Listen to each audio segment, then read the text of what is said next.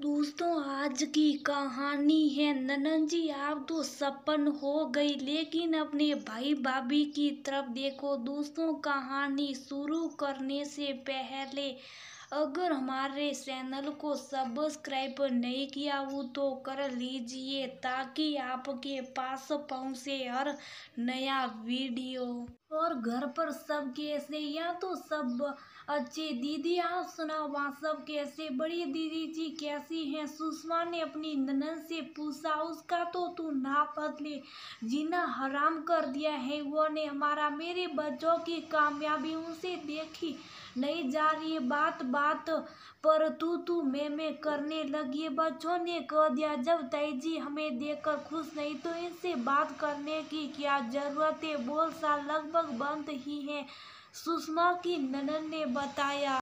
लेकिन दीदी, आप दोनों में तो खूब बनती थी, पहले कभी झगड़ा नहीं हुआ। और इस उम्र में आकर आप दोनों को तो सब बहने कहते थे, फिर अब एकदम से आना जाना। बोल साल बन समझ नहीं आ रहा। अरे समझने वाले कौन सी बातें? बताया ना, मेरे दोनों बच्चे पढ़ लिख कर नौकरी लगे, घर में दो पैसे आने लगे, तो अब उसे बुरा लग रहा है कि ये हमारे बराबर कैसे आगे।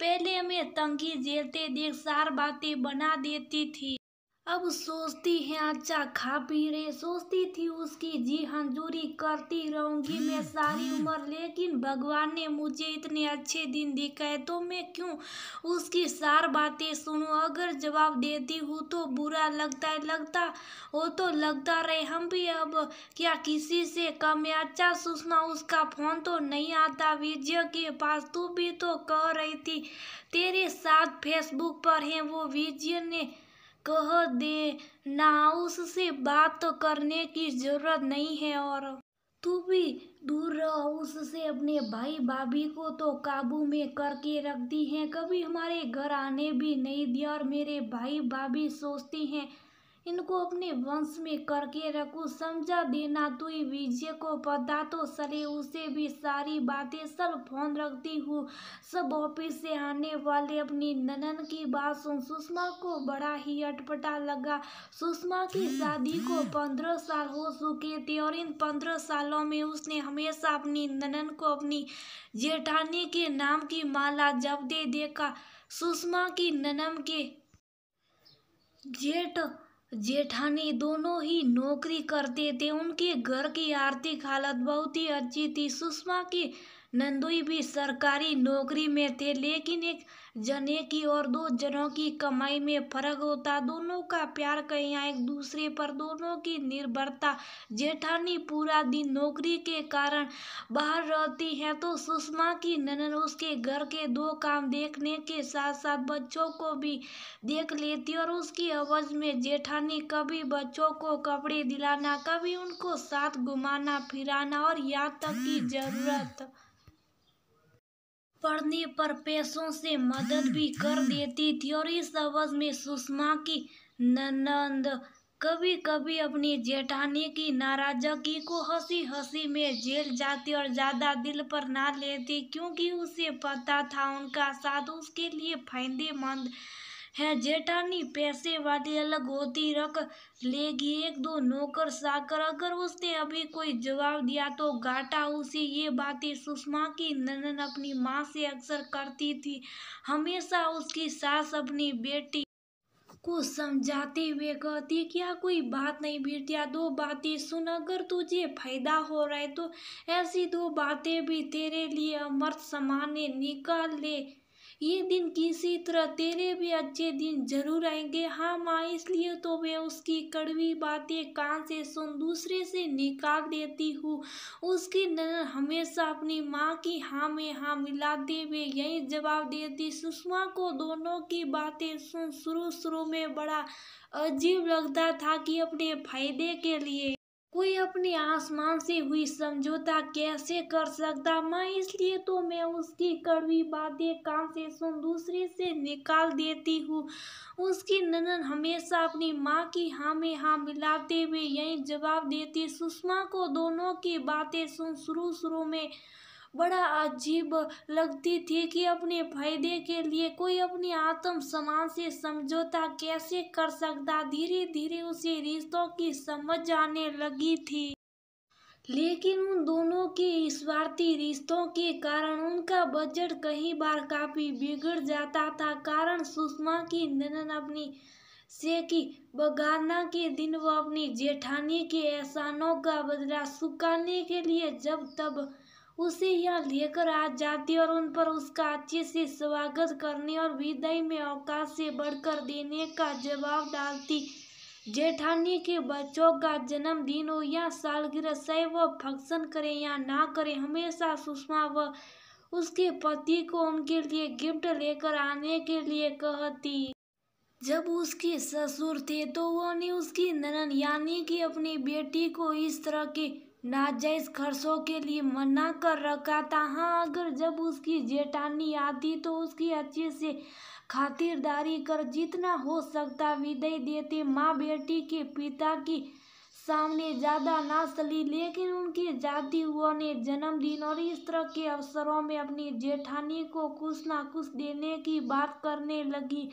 शुरू में तो सुषमा के पति ने कुछ सालों तक तो निभाया, फिर उन्होंने भी घर के बढ़ते खर्चों के कारण इस तरह की नाजायज खर्चों के लिए अपनी बहन को मना करना शुरू कर दिया। हाँ, कुछ बड़ा ही अवसर होता तो वह लोग जरूर जाते। शुरू से ननद ने अपनी जेठानी के आना जाना इतना रखा कि सुषमा व उसके पति के साथ जेठानी के अच्छे संबंध बन गए थे। वह जब भी आती तो बच्चों के लिए कुछ ना कुछ लेकर आती।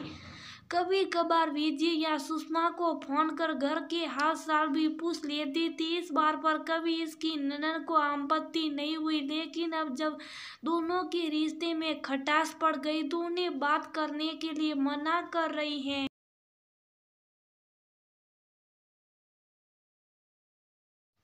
जब ये बात उसने अपने पति को बताई तो विजय थोड़ा नाराज होते हुए बोला, ये क्या बात हुई भला? दीदी का अपनी जेठानी से झगड़ा हुआ और बोलना हम बंद कर दे।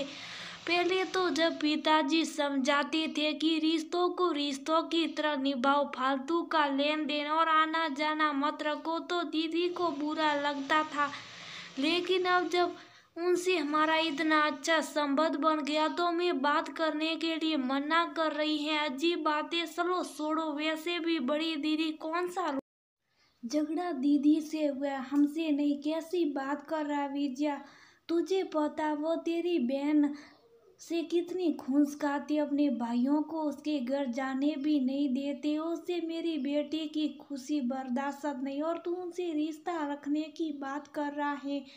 मम्मी, दीदी की जेठानी के भाई तो पहले भी उनके घर नहीं आते थे और वो भी कभी दीदी को अपने मायके लेकर नहीं गई। यही तो दीदी ने ही बिना मतलब की लाग लगाई हुई थी और जब उनसे मिल इतने सालों के सबद बने हुए तो क्या मैं दीदी के झगड़ों के कारण उन्हें छोड़ दूं? वैसे भी मैं कौन सा उनके घर रोज रोज जाकर बैठता। वो तो दीदी की जब मैं वहां जाता था तो उनके घर जबरदस्ती ले जाती थी। हाँ, अब आप सोचो कि कभी उनका फोन आए तो मैं फोन अटेंड ना करूं, अच्छा लगेगा क्या? ऐसा संस्कारहीन में नहीं।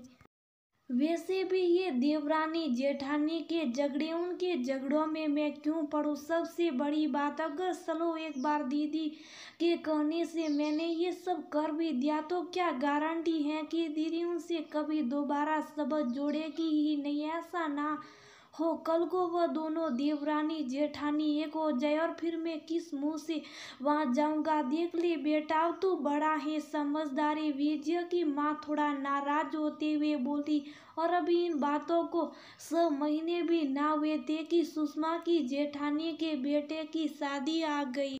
इनविटेशन विजय के पास भी आया। विजय ने फोन कर अपनी बहन से शादी में आने के बारे में पूछा तो वो चहकते हुए बोली, हाँ भाई जरूर आना और सुषमा को भी लेकर आना, हमारे घर की पहली शादी है। लेकिन दीदी आपका और बड़ी दीदी का तो अभी विजय ने अपनी बात पूरी भी नहीं की थी कि उसकी बहन बोली, अरे भाई घर परिवार में तो ये छोटी छोटी बातें होती रहती हैं। छोड़ इन बातों को और सुन, तुझे सबके कपड़े लाने और हाँ, मान के पैसों में भी कंजूसी मत करना। लगना सही है मेरा मायका भी सपन है, और अब तो भगवान की दया से तेरी दीदी भी।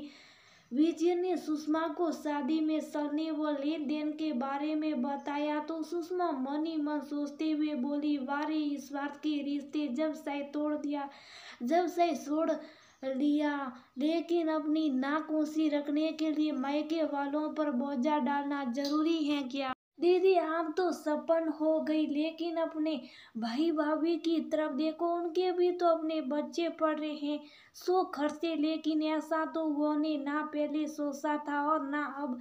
उधर के से कमरे में बैठी हुई सुषमा की सास ऊंची आवाज में कह रही थी, कपड़े लत्ते अच्छे लेकर जाना, बिरादरी में मेरी बेटी का मान सम्मान बना रहना चाहिए। लेकिन इस बार सुषमा और उसके पति ने सोच लिया था कि दूसरों के मान सम्मान और दिखावे के लिए अपना बजट बिगाड़ना समझदारी नहीं। खर्चा उतना ही करो जो आपको आगे दुखी ना करे।